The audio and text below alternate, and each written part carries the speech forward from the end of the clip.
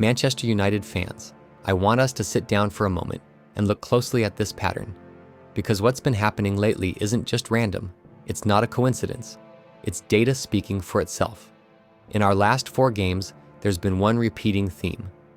We start strong, we dominate the first half, we score first, and then in the second half, we crumble. It's like deja vu every single week. We take control, then we lose it. And what's even more worrying is that in 2 of those 4 games, we dropped points from winning positions. Matches that should have been over by halftime, matches that we were leading in the first half, end up being fights for survival. And here's the shocking part. In 3 of those 4 games, we conceded goals immediately after Casemiro was substituted. That's not luck. That's not coincidence. That's a massive tactical problem. A problem that shows how fragile we become when a 33-year-old man leaves our midfield. Also, 3 out of our last 4 games were away fixtures.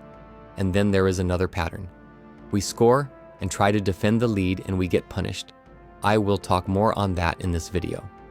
But before we dig into that, let me say this clearly. We can do better. We've shown glimpses of brilliance. When we play with intensity, when we keep the tempo high, when we fight as one, we look unstoppable. When we come out to score goals, we get the goals. We have always gotten the goal when we search for it. But somewhere between the first and second halves, something changes. The fire drops, the pressing drops, and that's when our opponents smell blood. Let's break it down. Look at those last 4 matches. The evidence is right there in front of us. Every single one followed the same script. We start fast, we attack, we get the early lead. The fans are buzzing, the energy is high, and you think, all right, we're cruising today. But then comes the second half. Suddenly, the intensity disappears. The press softens. The shape starts to loosen. And before you know it, we're under pressure again. Against Liverpool, we led and then slipped.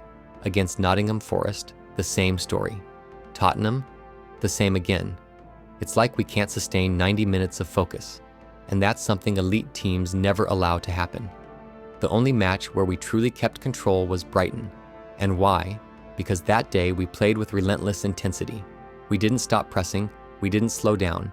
We went 3 goals up before Casemiro was even subbed off. But guess what? Even with 3 goals lead, when Casemiro left the pitch, we conceded 2 goals, and we had to get that last goal to kill the game. That was a home game. We didn't lose the intensity. We only lost control of the midfield when Casemiro left the game. When we take our foot off the gas, the game turns against us. And it's happened enough times now that we can't call it an accident.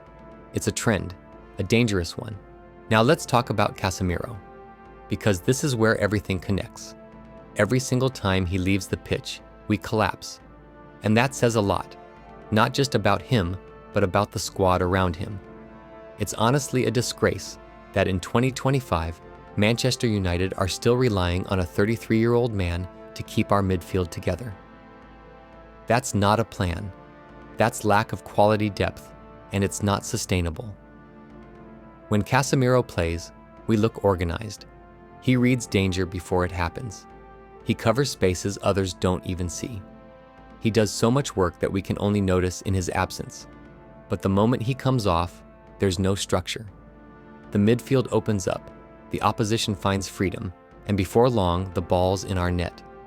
This isn't just about fitness or tactics. It's about recruitment.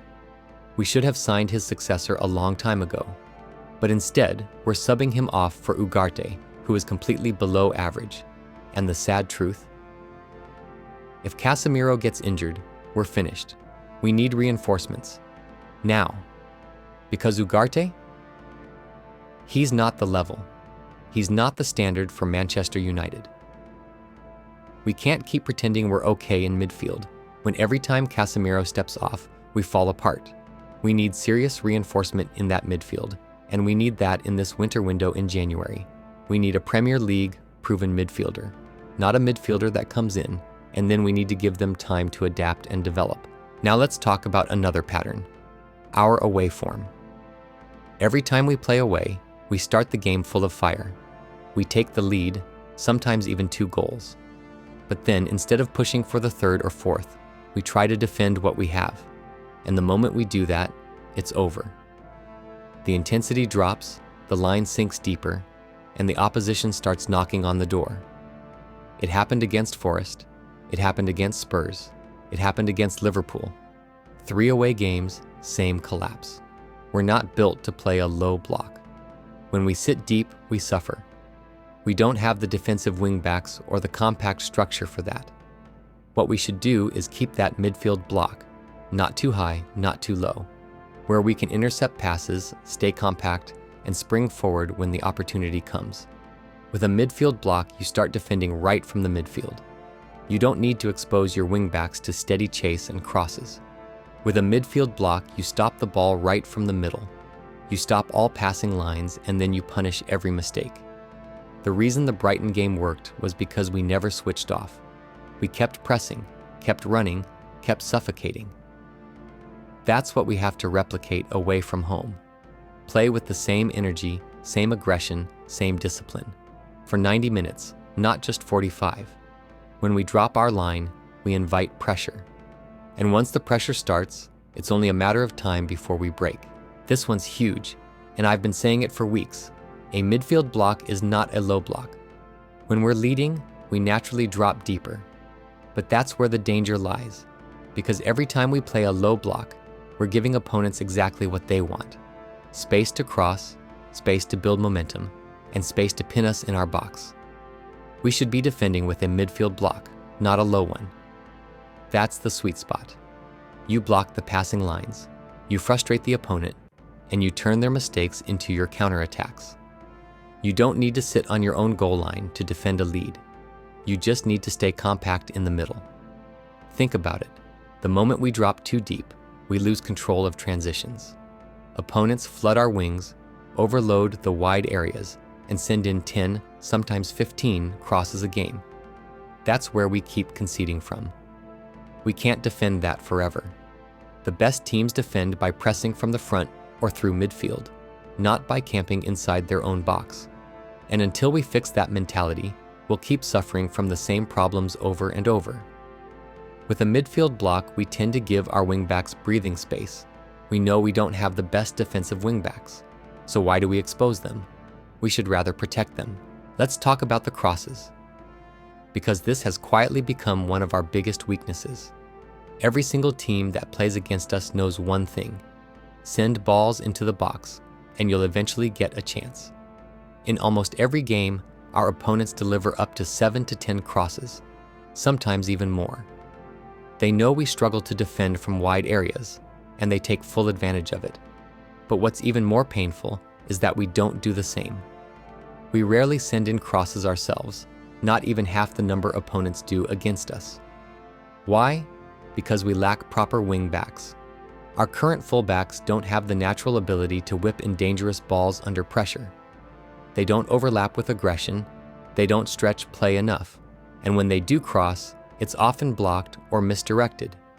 You can't win Premier League games consistently without width. You can't control matches if you're always being attacked from the wings. That's why I keep saying, if we're going to defend deep, we're finished. But if we defend in a midfield block and stop those crosses before they even happen, then we control the game. That's why Amorim's system is built to prevent danger early. Stop them before they reach the box. But lately we've been switching off. You saw it against Tottenham. We did stop many crosses, but when the crosses are too much, we most concede one. And that one cross cost us 2 points. So our focus has to shift. We don't just need to clear balls, we need to stop them at the source. Press earlier, close the wide channels, and make sure those crosses never happen. That's how we control games and not chase it. Now back to Casemiro, because this situation tells you everything about Manchester United's planning and recruitment. It's embarrassing that one man at 33 years old holds the entire midfield together. Whenever he's not on the pitch, we look exposed, vulnerable, easy to break. Teams slice through our midfield like it's open space. It shouldn't be that way for a club of our size, with our resources. This isn't a Casemiro issue. This is a recruitment issue. We should have had his successor by now. Someone young, dynamic, and hungry to learn under him. But we didn't act. We didn't prepare. Now here we are, one injury away from total collapse. And that's why this January transfer window is massive. We can't afford another window of excuses. We must sign a midfielder capable of controlling games, breaking up play, and setting tempo when Casemiro can't. Because let's be honest, Ugarte isn't the answer. He doesn't have the awareness or the positional intelligence for our system. We can't keep hoping Casemiro saves us every week. That's not a plan. That's survival. And if you think things are tough now, wait until the African Cup of Nations arrives. We're about to lose 3 key players, Mbeumo, Ahmad, and Mazraoui, all at once. That's our creativity, width, and defensive balance gone for a whole month. That period is going to test us like never before. It's going to expose how deep, or how shallow, our squad truly is. And that's why I made that video last week about how United can survive that storm. Because make no mistake, it's a storm coming. So kindly check the video and watch it. Without Mbeumo, we lose that pressing intensity and goal threat. Without Ahmad, we lose unpredictability on the wing. And without Mazraoui, we lose width and composure at the back. We can't go through that period without being ready. We need reinforcements. Not just any signings, but smart signings. Players that can fit Amorim's system quickly, with energy and intelligence. Because that month could decide whether our season survives or collapses. Now let's talk about something that's been quietly costing us goals. Bruno Fernandes and Matheus Cunha's decision-making. They are both incredibly talented, but they hold onto the ball too long. Time after time, they lose possession in dangerous areas. They try to dribble, they delay the pass, and before they know it, the opponent wins the ball and hits us on the counter. That's exactly what we can't afford in this system. We don't play possession football under Amorim. We play direct football. That means when we win the ball, we move fast, vertically, with purpose. Every second you delay, you invite pressure and risk losing shape. Both Bruno and Cunha need to understand that when it's time to pass, pass. Don't try to force it. Don't hold on hoping for magic.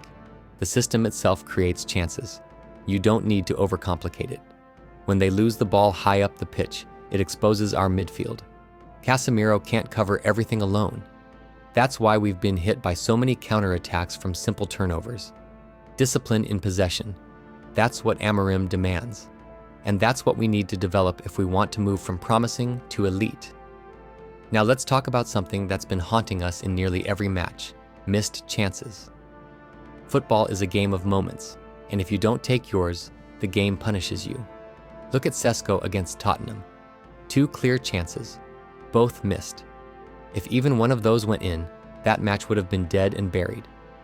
Instead, we let them back into the game, and we paid the price. I like Sesko a lot. I am not targeting him. This is to the whole team.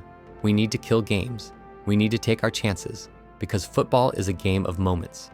We keep creating chances, and that's good. It means our system works. But the problem is converting them. You can't win consistently in the Premier League if your forwards don't finish. And when you're leading away from home, those missed chances can turn victories into heartbreaks in seconds. It's the small details. 1 bad finish, 1 failed clearance, 1 lapse in focus. That's football. That's why Amorim keeps preaching focus and intensity. You can't switch off for even a minute, because 1 chance missed at 1-0 lead becomes 1-1 and then 2-1 before you know it. We need to be more ruthless. We need to kill games.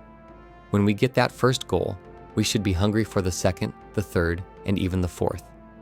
That's what separates the good teams from the great ones. Now that we've faced all the big 6, this is where the real test begins. We've gone through the toughest part of our fixture list. Arsenal, City, Liverpool, Chelsea, Tottenham, all done. Every single one of them. And now we're entering a run that will define our entire season. For the next 10 straight Premier League games, we won't face a single Big 6 team. That means 10 matches against sides below us, 10 matches we must treat like finals, and 10 golden chances to climb the table and put real pressure on those above us. Because this, right here, is the most important phase of our season. This is where we must capitalize. This is where we must take every possible point available. Because if we can't take points from these teams, how can we expect to take points from the likes of Arsenal or Manchester City later on? In today's Premier League, there are no small teams anymore. Everyone fights, everyone runs, everyone presses. But this is exactly why we must be ruthless. We have to treat every single match like a Champions League night, because we're not in one this season. So the Premier League is our Champions League. Every weekend is a final. Every opponent is an obstacle we have to crush if we truly want to return to where we belong. We're playing just one game per week now. No midweek distractions, no excuses about fatigue. That means we should be more prepared, more intense, and more consistent from the first minute to the last. Every match must start with high energy, and it must end the same way, because this run will decide everything. You can always tell a serious team by what they do against the so-called smaller sides. Champions don't just rise in big games. They build titles from these runs. From those tough away games at Brentford, from grinding out results at Palace, from staying disciplined at home against teams that defend with 11 men behind the ball. This is where mentality counts. This is where winners separate themselves from pretenders. And this Premier League season, it's wide open. Maybe the most open one we've seen in years. Just 3 points can take you from 7th to 2nd, and one bad result can drop you from 2nd to 7th. That's how close it is. Everything is possible. Absolutely everything, if we're consistent. That's why our approach must change. Right now, the mentality in this squad is, if we can't win, we can't lose. That's progress. It's maturity. But now, we need to evolve again. We must build the mindset that says, we cannot draw, we cannot lose, we must win. That's the mentality of champions. That's the mindset of teams that lift trophies. Because draws don't build pressure, wins do. And if we can build momentum over these next 10 matches, if we can go on a real run, we'll be right up there when it matters most. So this is it. This is our moment to prove who we are. The excuses are gone, the fixtures are clear, and the path is right in front of us. Now it's time to show everyone that this Manchester United isn't just rebuilding. We're rising. One game at a time, one fight at a time, one win at a time. The mission is simple. Play every game like a Champions League final, because that's what it takes to be great again. Yes, we've made mistakes, missed chances, lost focus, and sometimes made substitutions that cost us. But that's football. What matters now is how we respond. We've gone toe-to-toe with the biggest teams and come out stronger. Now it's time to turn that strength into points, one match at a time. The next run of fixtures is where we prove what this team truly is. We fight, we adapt, and we grow. Casemiro, Bruno, Cunha, Mbeumo, every player must step up. We've learned from our setbacks, and we move with confidence, because this team doesn't give up anymore. We fight till the last whistle. The Premier League is wide open, and Manchester United still has everything to play for. Keep believing, because this story is far from over. We rise together. We fight together. We are Manchester United. If you believe in this team and want to keep following the journey, make sure to like this video, subscribe, and turn on notifications, so you never miss the next analysis, the next tactic breakdown, and the next moment that defines our season. Because the fight isn't over, it's just getting started.